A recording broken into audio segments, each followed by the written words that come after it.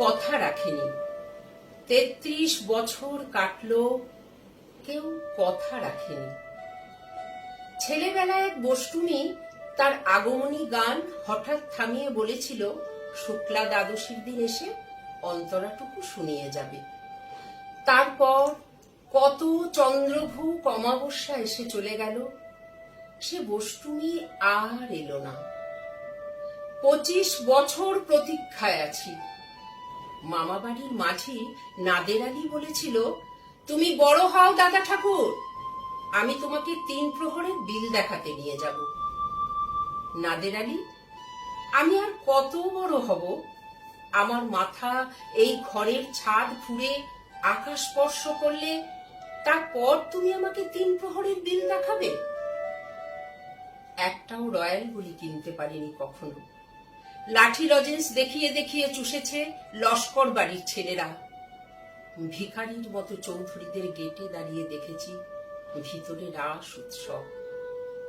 অবিরল রঙের ধারার মধ্যে সুবর্ণ কঙ্কন পরা ফর্সা রমণীরা কত রকম আমোদে হেসেছে।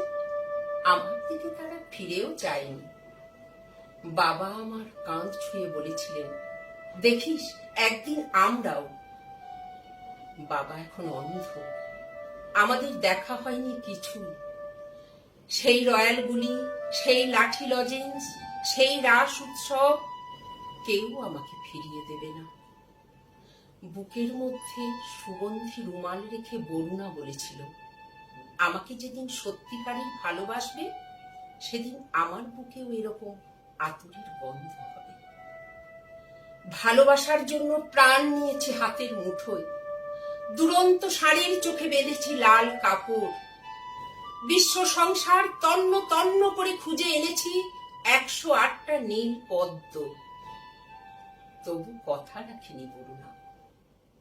এখন তার বুকে শুধুই মাংসের গন্ধ। এখনো সে যে কোনো নারী। কেউ কথা রাখেনি। 33 বছর কাটলো, কেউ কথা রাখেনি, কেউ কথা রাখে না।